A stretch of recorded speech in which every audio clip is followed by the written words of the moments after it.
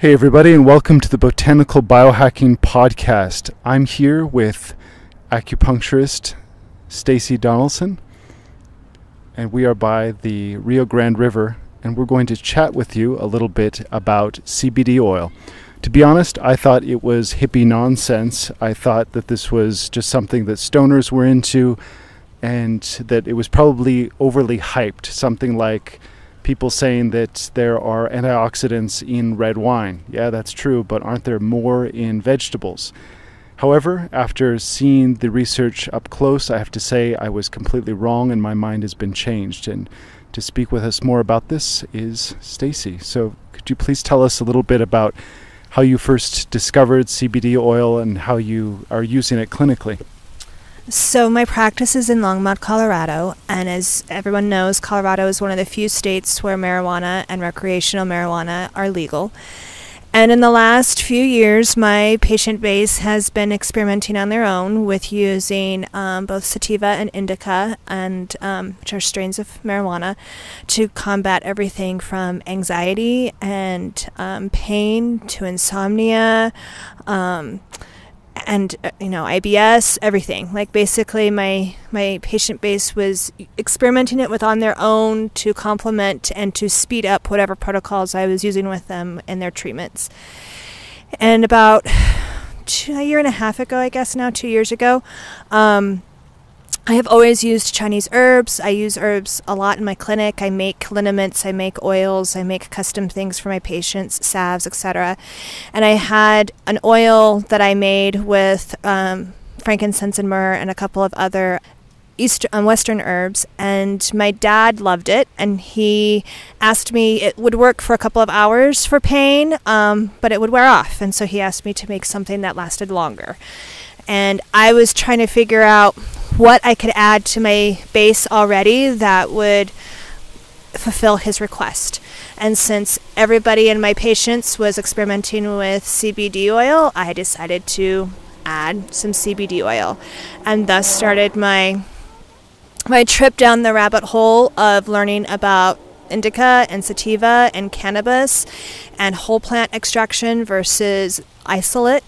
And I ended up using a all-organic whole plant hemp extract and adding it about 175 milligrams. It tests out to about 175 milligrams of CBD, and adding that to the base I already had.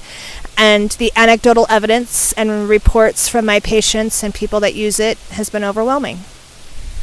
What were the advantages of combining the Chinese herbs with the CBD oil, and why was this causing a longer lasting effect? Well, at first, honestly, Andrew, I had no idea. I had thoughts, I had hypotheses. I had knowing how the oil worked before and then seeing how it was working after, I could kind of make the deduction that somehow adding the whole plant hemp oil was potentiating the effects of the other herbs. And there's actually been a couple of recent research articles that I have found that basically say, yes, this is what's happening. So hemp has to be, CBD has to be in a lipid base. It's a lipid-based molecule, so using an oil-based transport system is what works most effectively for it. And it interacts with the endocannabinoid system, which closely mimics where the vagus nerve goes throughout our brain and throughout our whole entire body. And the opioids and the cannabinoids interact with that system through a lipid-based delivery. And when the cannabinoids interact with those cells, they unlock the cells more. And so it actually facilitates, if you have something else with it, more of that is getting into the cell as well. Wow, so it's essentially making the herbs that you were using already much more bioavailable and maybe more directly affecting the vagus nerve. Can you tell us a little bit about why that might be important to affect the vagus nerve? Well, the vagus nerve controls fight or flight, and it controls the interaction between the sympathetic and the parasympathetic system. And so, like for instance, CBD itself, there's several different types of components in whole plant hemp extract, one of which is CBD. That tends to be the one right now that's getting the most press. But there's CBA, CBN, there's terpenes, there's a whole other mix of soup in with the whole plant hemp extract. And CBD itself works with inflammation, and it works as a calming mechanism. So if you are, in sympathetic fight or flight, your vagus nerve has shut down or turned off, and you are constantly creating this inflammatory system, putting in and ingesting or putting topically on CBD oil is actually going to unlock that system, and it's going to allow the body to use the endocannabinoid system and the vagus nerve to actually turn it back on and self-regulate itself. So it's like a key that's helping the body come back to homeostasis. Wow, that's incredible. And what kind of effects, I know many practitioners who are practicing, various forms of medicine are using this clinically. What have they reported back to you?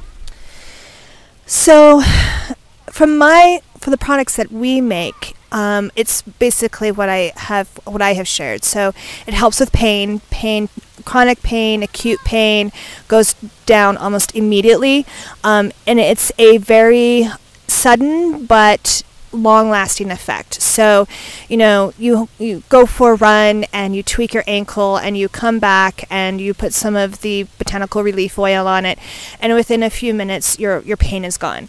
And because of that anti-inflammatory effect, it's long-lasting and you're able to recover much faster. Other people use it for insomnia, and so rubbing it like on the back of the neck, along the insides of the wrists, like places where acupuncturists would be like, oh yeah, like those are places where we put points to help people sleep.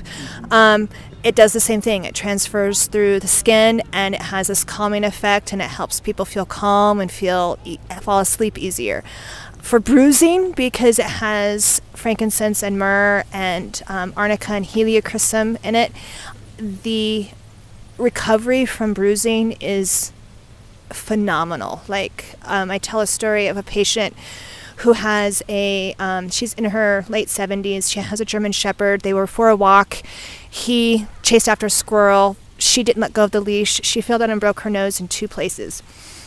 And a day after her nose was broke, she showed up to the clinic, and she literally looked like a Romulan. The bruising in her face was dramatic and severe.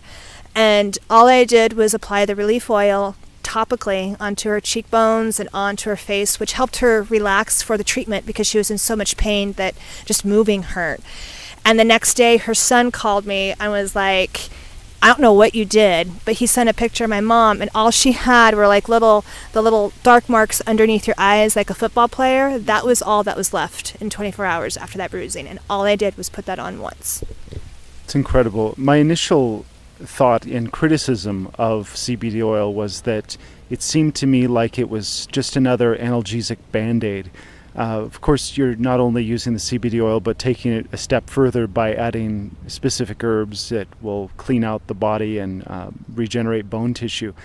Could you address this potential counterpoint or question that, I had, and I'm sure many other people have as well? That was actually a concern of mine. We're talking about the opioid crisis, and Americans have this tendency to be searching for this magic bullet. And I was really concerned and very skeptical that the CBD craze was just another transfer of that magic bullet. That instead of, going after OxyContin, we're going to go for CBD. And so I was really skeptical. But when you have people coming into your clinic and saying, wow, this stuff is really happening, I'm curious. I'm always curious. So I decided to experiment with it. And what I have found, and in my research, I'm still highly skeptical of it. I think there's a major trend going on right now. I think there's a whole lot of research that needs to happen. And I think we're just scratching the surface. Who heard of the endocannabinoid system a year ago? And that's slowly becoming a comfortable piece of conversation. And I think, for me, I look at it as an herbalist, and I look at it through the lens of Chinese medicine, and I look through it through the lens of a system. So I know how this formula works. I know what this formula does within the body. I know pretty well when I prescribe it how it's going to react. So let's add the unknown, which is the hemp oil, and let's see what happens. And what tends to be happening over and over again is that when I do that, it makes that formula work faster and longer and more profoundly on a smaller dose. That's incredible, and that's because it's increasing the bioavailability at a cellular level. Is that right? that's my hypothesis, and that's what the research is starting to bear out about how nitric oxide and the endocannabinoid system and the vagus nerve all work together. And yeah, I want more research. I'm like everybody else, but I feel safer using it in conjunction with something that I know how that works, rather than just giving straight CBD isolate to somebody. I have lots of people and lots of friends who take straight CBD isolate, and they have spectacular things to report on it. My question is, what's the long-term use of that? Are you going to have to be on CBD isolate the rest of your life? Are you just swapping, taking, an Ativan for CBD isolate? That may be better for your liver, but who knows? We haven't studied that long enough. And I'm always of the opinion, well, let's give your body something to help it remember how to work, rather than taking over and working for it. And I feel like that's how Chinese medicine works, is it helps the body remember how to work.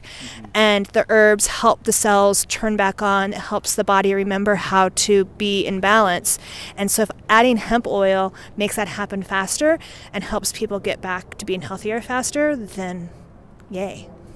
That's interesting. By working with the regulatory systems and then essentially using the CBD oil as a catalyst to get deeper, you have thousands of years that you can lean on, plus taking it from a modern research perspective. It sounds to me like a much safer approach that I personally would be more comfortable with. I understand you're adjusting the blend as well. Could you tell us about some of the developments in your product? Sure. So I made the base with frankincense and myrrh and a few other Western herbs. One of my favorite Chinese herbs is honghua. I just love honghua. I love the science behind honghua. I love how, this is me totally getting all geeky and nerdy, but I love how it's dose dependent. And so like in small doses, it has one function, and in large doses, it has a completely different function.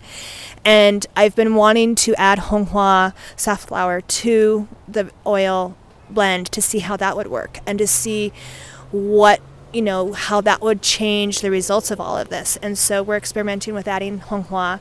We'll also be adding some gusui, which has osteophyte action. So we're going to be upping and increasing the macrophage cleanup of dead cell tissue, and then also helping with new cell growth. And I'm curious. I'm thinking of basically creating, the relief oil is the base. It's safe. I use it on my kids to help them sleep. I use it on my kids for growing pains.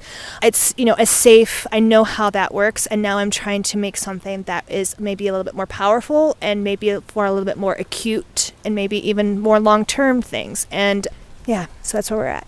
I'm thinking immediately of people who have pain associated with osteoporosis, osteoarthritis, and, as you said, acute injuries. The herb gusui, I've been a big fan of it for a long time, because in studies, whether it's rats or dogs or humans, it helps to rebuild that bone tissue. And by combining it with the honghua, it really makes it available in the body, because unless you clean out the garbage, you can't really get to the construction site to rebuild. How does this affect people from your perspective long term? So people have been using it for a few months. Are they getting kind of lazy and lethargic? I know people who smoke weed every day, there are obvious exceptions for you sativa users who are biking and racing, but for a lot of people, long-term marijuana use kind of makes them couch-ridden, not out of any disease, but because cheese tastes awesome and TV is funny. What are the effects for your patients? I haven't reported any of that. And I think, and there's lots of evidence out there that that's why CBD oil is so trending right now, is because it doesn't have those negative side effects that come with, the THC associated with sativa or indica. And the hemp, is sativa, but the THC is low. And so you're really getting just the CBD. And so that's why it's so popular, is because you don't get the, the stoner effect. So far with my patients using the relief oil, it's one of those things where it goes in waves. They'll use it daily for a week or 2 weeks until whatever condition they have is gone, and then they put it on the shelf. And then instead of reaching for Tylenol or ibuprofen or Aleve the next time they have an ache and pain, they reach for the relief. And so it's having the effect that I like, which is putting those chemical pain relievers as absolute last resort. So instead of going for something that's going to really target your liver, let's try, the relief oil, and 9 times out of 10 it works. There's been nobody. I had one patient, and I think it was honestly because it was hemp and he was just pulling my leg, who said it gave him the munchies. It's just not nothing chemically in there that would do that, so maybe more of a placebo effect. Right. He was very conservative, and it was very risque for him to try, and that's what came back. Interesting. Could you tell us a story of maybe one of your patients who was able to reduce the use of opiates or other medications, and maybe how it affected their life? Sure. So one off the top of my head I can think of is I have a teenage patient who, orthodontic work, that's incredibly painful. And granted, it's not like long-term opioid use, but getting your teeth wired together with orthodontic work is not at all a fun endeavor. And then trying to be a teenager and maneuver through your day-to-day life while you are in that pain. He would take lots of Tylenol, lots of Aleve, and nothing would hit it. And then just putting that oil on, and within 5 minutes it was gone. And so, mom was happy because she didn't have a cranky asshole teenager. And he was happy because he wasn't in pain anymore. For the chronic long-term opioid use, so I actually have patients that have menstrual cramps and tend to have to go on major painkillers right before their cycle. And you putting this on the belly when those cramps start with a little bit of a heating oil, they've gone completely off of them. And we're talking about somebody who had a refill for that specific incident, and they don't have to use it anymore. That's incredible, and especially considering that opiate use, even short-term, can shut down parts of the brain associated with compassion. If you have someone in your family with menstrual disorders and the part of the brain associated with compassion is shutting down, you're in for hell on earth. So it sounds like besides the individual relief, there can be some family and societal relief as well, too. I have another patient who is a post office, a mail worker, and walks the routes in delivering mail, and lived on tramadol. That was just part of her. She had a work-related injury about 5 years ago, and it's just slowly been, having been going through the painkillers and having to increase the dosage and increase the strength. And when she started seeing me, she was on tramadol, and before she got out of bed in the morning, she had to pop the tramadol to even get out of bed. And we had acupuncture, and acupuncture would help and it would relieve the pain, but it would only relieve the pain for a couple of days. And now she can get away with using the tramadol 1 day a week or 1 day every 2 weeks. So we're not completely weaned off of it. But hey, I say going from 1 daily to get through life, and she was surly, to only 1 every once in a while, that's a win. Absolutely. Where can people find out more of your upcoming work, more research on some of the herbs that you're using and your product development? So they can follow us on Facebook, Goodlife Botanicals, and they can also ask their local healthcare professional, because our line is only carried by acupuncturists currently. So if you're listening to this and you're like, get me some of that, just taking a very responsible approach, in my opinion, of offering it through healthcare practitioners, so that you're not being sold something that you might not need, that may not be appropriate for you. So that's an approach we take as well, and I'm really appreciative of that. I think it lends more credibility when it's going through your healthcare practitioner, and that way you can enjoy the results, but you also know that there's a strong degree of integrity behind it. Thank you, Andrew. Thank you, everybody, for listening to the Botanical Biohacking Podcast. We love you. Most of us love you. Some of us kind of like you.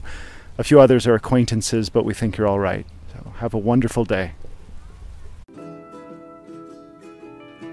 If you'd like to receive an email from me on the show content, references, and contact information for our amazing guests, then you'll want to go to botanicalbiohacking.com. Scroll all the way to the bottom of the page. There you can sign up for our email, like our Facebook page, and rate us on Stitcher or iTunes, all in one convenient location. Thanks again for listening to the Botanical Biohacking Podcast. I'm your host, Andrew Miles.